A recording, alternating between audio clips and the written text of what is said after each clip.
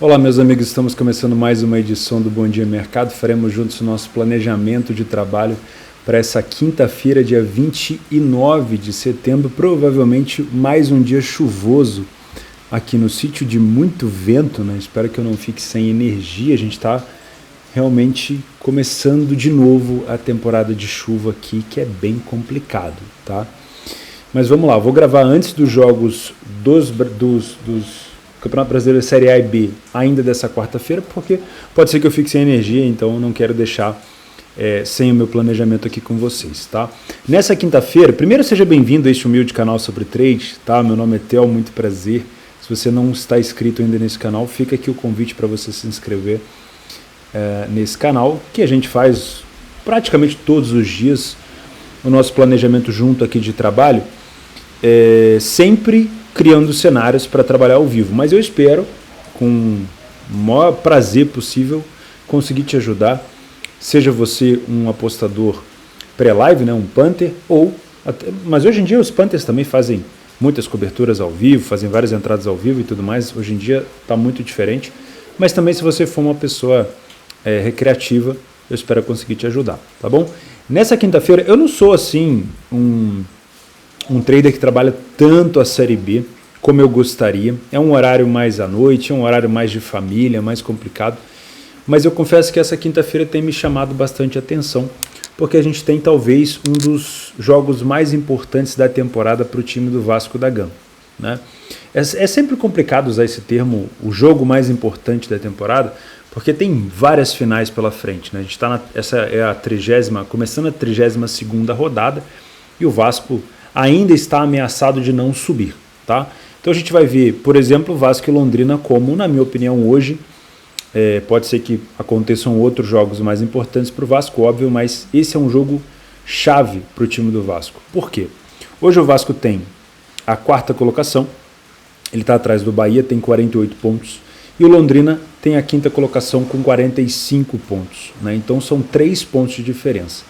E eu acredito que um empate para o Vasco dentro de casa aqui já seja um resultado muito ruim, porque se o Vasco empata e vai a 49, o Ituano pode ir a 47, a Ponte Preta, por exemplo, pode ir a 46, o Sport pode ir a 46, o Criciúma pode ir a 46, e fica praticamente 3 pontos só do time do Vasco. Então, para uma reta final, e aí depois dessa rodada, faltando, por exemplo, 5 rodadas para acabar, 6 rodadas para acabar, eu acho que é uma distância muito curta, que vai gerar uma pressão muito grande. Outro fator complicado aqui para o Vasco é o desempenho do Vasco nos últimos jogos fora de casa. O Vasco não vai jogar só em casa, né? Se a gente pegar o desempenho do Vasco aqui nos últimos 10 jogos, o Vasco perdeu dos últimos 10, 1, 2, 3, 4, 5, 6 partidas em 10. E todas elas fora de casa. Ou seja, o Vasco dentro de casa é um leão, fora de casa tem sido um grande problema. Se a gente filtrar aqui só os jogos do Vasco em casa, os últimos jogos, 3 vitórias seguidas. Tomando gol, mas 3 vitórias seguidas. 3 vitórias contundentes. Agora, se a gente colocar aqui só o Vasco fora de casa, realmente é uma situação que desperta um alerta. Então, se o Vasco vai jogar dentro de casa e vai garantir o acesso dentro de casa, ele tem que, no mínimo, começar a empatar fora de casa, para que ele some ponto. Porque se só vencer em casa e começar a perder fora, algum adversário pode começar a ameaçar ainda mais do que o Londrina. O Londrina está a 3 pontos, mas pode daqui a pouco, numa situação, o Vasco está pau a pau com outro time, tá? Felizmente para o Vasco e infelizmente para o Londrina, o time do Londrina também não é tão bom assim fora de casa. O time do Londrina não é consistente fora de casa. Se a gente pegar aqui os últimos jogos do Londrina, fora de casa, a gente tem uma vitória, um empate, uma vitória, uma derrota e um empate. Ou seja, não é um time que vem comendo os adversários com angu, como a gente fala, né? Vem passando o rodo no adversário. Não, é um time que em alguns momentos vacila e que em outros momentos consegue vitórias assim contundentes. Por exemplo, o Londrina é um time que jogou muito bem contra o Cruzeiro, jogou muito bem contra o Grêmio.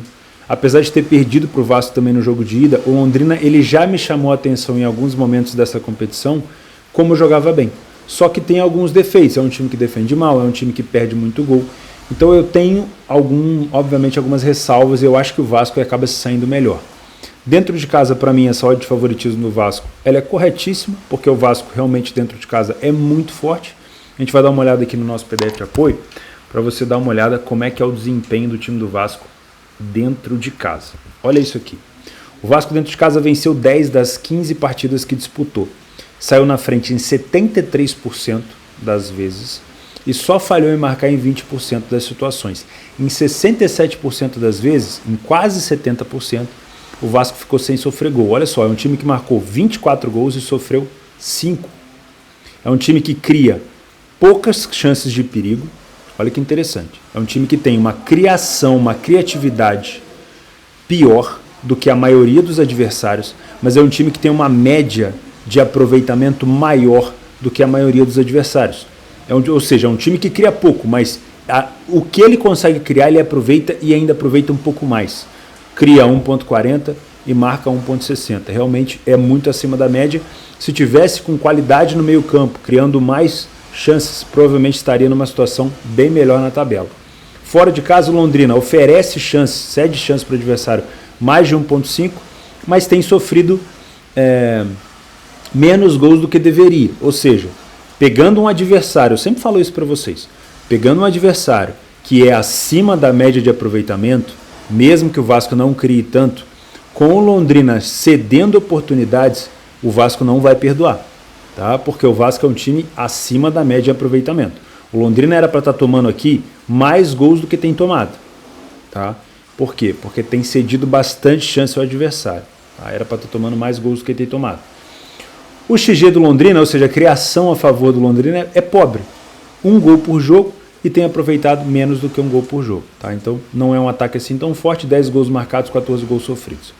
No primeiro tempo o Vasco se destaca, 7% de derrota, 53% de vitória, 12 gols marcados e apenas 2 sofridos. E o Londrina venceu 20%? Venceu, não é ruim, mas perdeu 40%, só marcou 3 gols, tá? E o Londrina falha em marcar em 80% das primeiras etapas, ou seja, você que vem com o intuito de trabalhar aqui, essa odd do Londrina 4,75 no Leia a Pior Equipe em Campo, o primeiro tempo parece um cenário mais agradável, porque é onde o Londrina tem mais dificuldade para poder marcar, é onde o Londrina toma mais gol e é onde o Vasco ele é mais incisivo, tá? O segundo tempo, o Vasco reduz um pouco o número de vitórias, mas elimina as derrotas. O time do Vasco é um time que quando está na frente ele é muito forte para fazer a manutenção de vantagem em casa, tá? Então ele continua tomando pouco gol, mantém os 12 gols, mas acaba não perdendo nenhum segundo tempo, tá? O Londrina aumenta um pouquinho o número de vitória, reduz um pouco o número de derrota, aumenta o número de gols marcados, reduz o número de gols sofridos, mas no frigir dos ovos continua sendo o Vasco mais superior aqui. O time do Londrina tem 7 gols de cabeça contra 6 gols sofridos do Vasco. Isso é um problema para o Vasco, porque provavelmente se o Londrina fizer um gol, ele vai tentar se fechar aqui e esse gol pode ser sim de bola aérea, né? O Londrina pode tentar explorar essas situações. O Vasco tem feito muitos gols, isso é bem interessante de se notar, né? 9 gols de fora da área o Vasco marcou. É um time que finaliza muito bem de fora da área. E o Londrina tem tomado 5 gols nesse fundamento. No trade não dá para utilizar muito essa função, né? Como é que você vai tomar alguma posição só porque o Vasco está conseguindo finalizar? Mas, em algumas situações, por exemplo, o Vasco está perdendo e o Londrina está recuado, está dando a entrada da área para o Vasco finalizar. Se você sabe que a arma do Vasco de finalização de fora da área está encaixando, aí sim pode ser um pressuposto para você se posicionar no mercado tentando buscar uma recuperação de resultado do Vasco.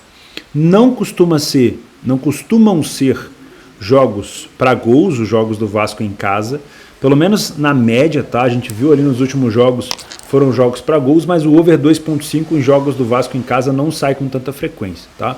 O Londrina fora também não. Só que o Vasco sofre poucos gols, a gente já falou disso, em nenhuma situação dentro de casa o Vasco tomou mais do que um gol, tá? E somente em 33% delas ele tomou um gol. E nos momentos aqui dos gols a gente consegue ver que o Londrina sai para o ataque com muita força no segundo tempo, principalmente nos minutos finais, mas acaba também sofrendo muito isso aqui. Como é tratado esse jogo como uma final, é muito provável que se o Vasco estiver na frente, ele tente proteger a vantagem e no final acabe tentando expor o Londrina a um contra-ataque, tentando buscar esse gol, tá? O que me chama a atenção aqui é que o Vasco tem tomado, pelo menos aqui, quase 40% dos seus gols nos primeiros 20 minutos, tá? Então toma cuidado um pouco com esse início do Vasco. Eu sei que pode ser que a oportunidade de match odd seja no primeiro tempo, principalmente contra o Londrina, e eu já vou até marcar aqui que a minha ideia é realmente trabalhar isso daqui, uma possibilidade de trabalhar um lei pior equipe em campo, desde que o Londrina obviamente esteja sendo amassado, e a torcida do Vasco vai fazer um espetáculo do caramba.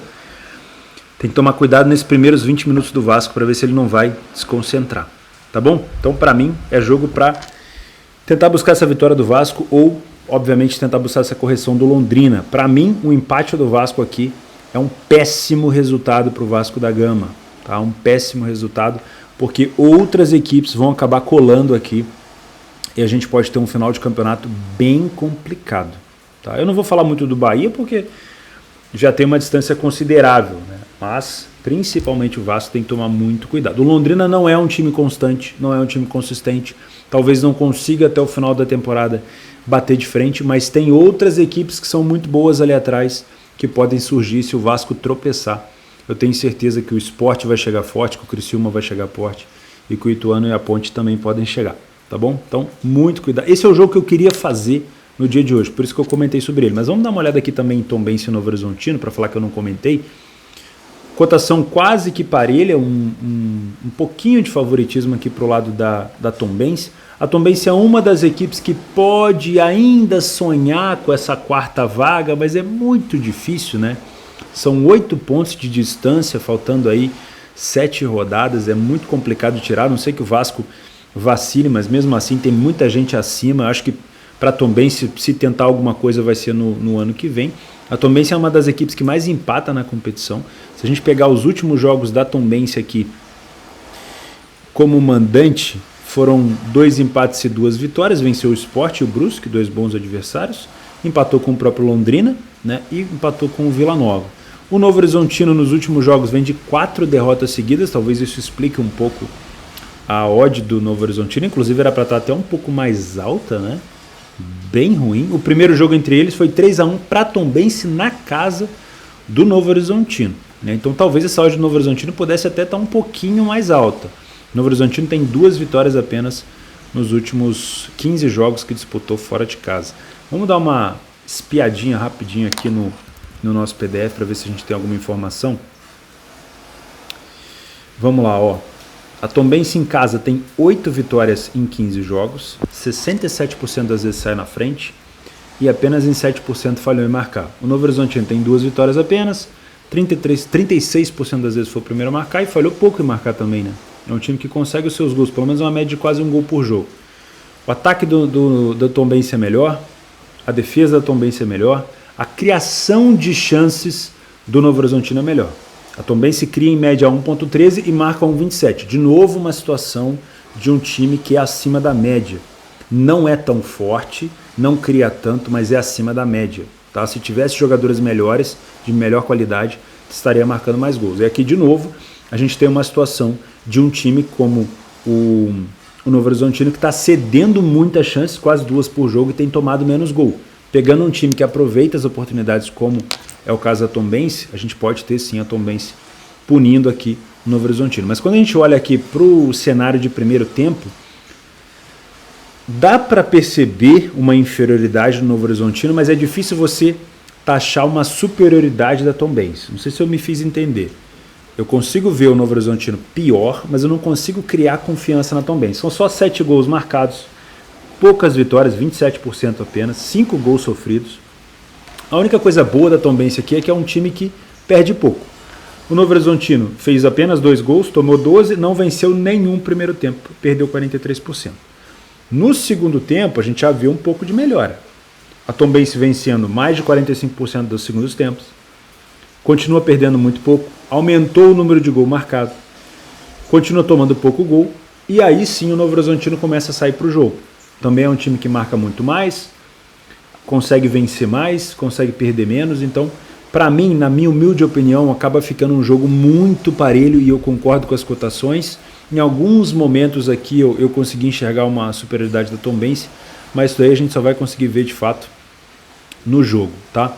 Os momentos dos gols também me parece interessante a gente ficar de olho em situações para o segundo tempo. Eu não sou fã de over na Série B. Quando eu trabalho, geralmente é buscando apenas um gol. E geralmente eu gosto muito desses minutos finais aqui, ó, a partir dos 80, 81, 75, que é quando a gente geralmente busca o over limite com situações de jogo, na maioria das vezes empatado, a melhor situação na Série B para buscar essas situações de espaço, tá bom? Então, o meu grande foco aqui, vou ser sincero com vocês, eu posso até marcar para trabalhar aqui correções de preço, mas o meu grande foco nessa quinta-feira vai ser assistir esse grande jogo do Vasco. São Januário provavelmente vai estar lotado, se for em São Januário, se não for no Maraca. E a torcida do Vasco vai ter que fazer uma grande festa porque é um jogo extremamente decisivo para o Vascão. Beleza?